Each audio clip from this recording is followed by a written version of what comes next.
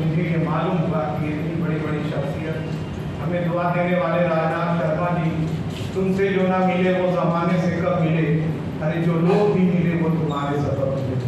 हमारे शर्मा जी का रहना, दीक्षित जी का रहना, राजकुमार जैन जी का रहना मैं सुन रहा हूँ। मेरे मित्र रणजीत त्रिपाठी जी, बड़े भाई शाहनवाज हाथी जी, मंटू बाबू, अनु, सब लोग हैं। और मेरा प्यारा भाई मित्र 25 साल का संजय पंकज, बिहार के अंदर साहित्यिक क्रांति का दूर। हम जब यहाँ आए तो देखा, मैंने किसान देखा। शायद आपको मैं ये कहना चाहता हूँ कि ऐसा कर करके राकेश टिकैत जी को सीमाओं में बांध दिया जाता है। राकेश टिकैत जी सिर्फ किसानों की आवाज नहीं है, हम जो किसान नहीं है, मेरी भी आवाज ये बने। ये दबे हुए लोगों की, मजलूमों की, नादारों की, जरूरतमंदों की आवाज के रूप में उभरे हैं।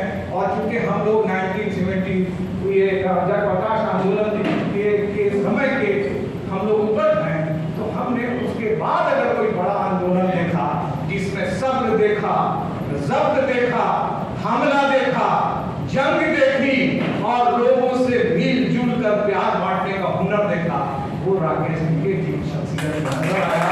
मैं बहुत ही खुशी के साथ, एहतराम के साथ अपनी तरफ से, अपने बगहा, वाल्मीकि नगर, चंपारण की धरती से, अपने बिटिहरवा आश्रम की तरफ से आप तमाम लोगों को और खुसूसी तौर पर इन मेहमानों को और राकेश टिकैत जी को, और मैं जिसके लिए आया हूँ वो धीरेन्द्रनाथ श्रीवास्तव।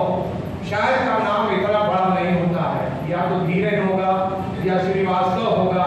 धीरेन्द्रनाथ श्रीवास्तव कहने में लगता है कि थोड़ा लंबा लगेगा, तो धीरेन जी मैं कह रहा हूँ। ये जब बिहार आए तो हमने ये देखा कि जब मुलाकातें हुई, मुझे याद आया आज से 11 साल पहले दिल्ली यूनिवर्सिटी के सत्य ऑडिटोरियम का मैं ही प्रोग्राम कंडक्ट कर रहा था, ऑल इंडिया मुशायरा, और उसमें पहली बार मैंने मित्र के हैसियत से इनको बुलवाया और उन्होंने कहा कि शकील भाई, गोष्ठियों में तो पढ़ देता हूँ लेकिन इतना बड़ा विशाल मजमा, हम कहा संचालक आपके साथ है, आप घबराइए नहीं, अध्यक्षता दिवंगत बनाम जाखड़ जी कर रहे थे। तो इन्होंने जब पढ़ा उसके बाद हमने कहा कि अब आपकी रफ्तार को रोकना मुश्किल है, और अब मैं ये कहता हूँ उनके बारे में कि अगर तलाश करूँ कोई मिल ही जाएगा, मगर तुम्हारी तरह कौन मुझको चाहेगा। तुम्हारे साथ ये मौसम फरिश्तों जैसा है, तुम्हारे बाद ये मौसम बहुत सताएगा।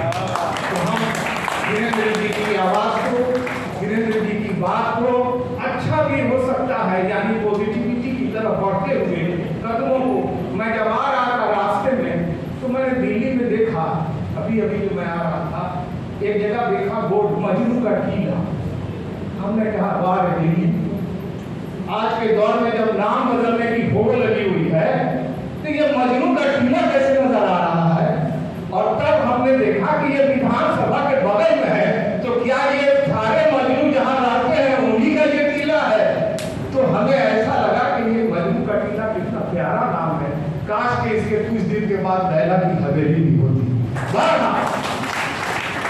मैं बिहार से आता हूँ, बिहारियों की तरफ से, अपने बिहार में किसी सियासी पार्टी का लंबरदार भी नहीं हूँ, लेकिन बिहार का माहौल निश्चित रूप से मुल्क के दूसरे राज्यों से बहुत ही मनोरम और बहुत ही प्यारा है।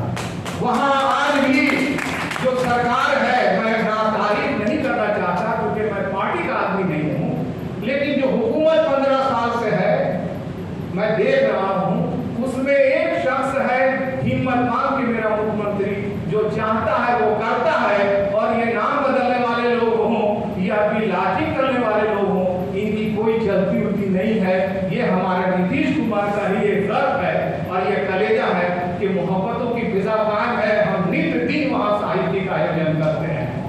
आज पहली बार राकेश टिकैत जी को मैं किसी साहित्यिक आयोजन में देख रहा हूँ। ये एक विचित्र भी बात है और एक ये अच्छी बात है। अब आपसे भारत की संस्कृति, भारत का साहित्य, भारत का सामाजिक सरोकार कुछ उम्मीदें करता है। मैं आपको निमंत्रण देता हूँ, अनुरोध करता हूँ, गुजारिश करता हूँ कि हम इस जाड़े के अखीर में, इस मौसम के, हम वाल्मीकि नगर में इंडो नेपाल बॉर्डर है, वाल्मीकि टाइगर रिजर्व है, वाल्मीकि जी का आश्रम है, महात्मा गांधी बापू का 11वां आश्रम है, वहां हम बिहार लिटरेरी फेस्टिवल कर रहे हैं जिसका मैं चेयरमैन हूँ। आपने जब आज से धीरेन्द्र जी की अच्छा भी हो सकता से शुरुआत की है इस साहित्यिक रख रखाव की, तो मैं आपसे उम्मीद करता हूं कि आप सिर्फ किसानों के नेता नहीं हैं, बल्कि साहित्यिक को आयोजन जिसकी हम एक अच्छी सी शुरुआत कर रहे हैं, अगर आपका कदम उस वाल्मीकि नगर की धरती पर, उस बिहार पर, उस 11वां आश्रम पर आता है तो हम धन्य होंगे। और मैं आपसे ये अनुरोध करूंगा कि आप चंपारण आने का कष्ट करेंगे, क्योंकि आप आंदोलनकारी ही नहीं, आंदोलन के अग्रज हैं, और आंदोलन कोई भी हो चंपारण के नाम के बगैर अधूरा है। तो हम अपनी बात खत्म करते हैं, पूरी करते हैं। धीरेन्द्र जी के लिए मेरी ये दुआ है, बहुत दिनों के बाद देखा हमने इनको, मैं देख रहा हूँ इनके बाएं हाथ कांप रहे हैं, मैं देख रहा हूँ गर्दन को ये मोड़ नहीं सकते हैं। जो लोग इनके चाहने वाले हैं उनसे गुजारिश है कि एक बूढ़ा आदमी है शहर में, या यूं कहो इस अंधेरे घर में जैसे एक रोशनदान है, इसकी सेहत की हिफाजत की जिम्मेदारी भी आप लोगों की है। आए गए और चले गए ऐसा नहीं है। लखनऊ में इनको पकड़ करके, मैं जानता हूँ ये बेग की तरह सिफत रखते हैं, तौले नहीं जा सकते, इनको दिखाइए, इनको ठीक रखिए, ताकि एक अच्छा हो भी हो सकता है कि बाद इनकी दूसरी किताब आपको आ जाए और फिर आके टिकट जी उसका लौट कर विमुख तिथि रहे कि अच्छा भी हो गया है, और ये अच्छा भी हो गया है के साथ मैं अपनी बात मुकम्मल करता हूँ। खुलकर हंसने बोलने के कम जमाने आएंगे, हम तेरे कमरे में मौसम के बहाने आएंगे, और तुम अंगीठी लेकर बैठो अपने खेतों के करीब, लौट कर हम शहर से किससे सुनाने आएंगे। आदरणीय राजनाथ मैं अपनी बात मुकम्मल करता हूँ। धन्यवाद।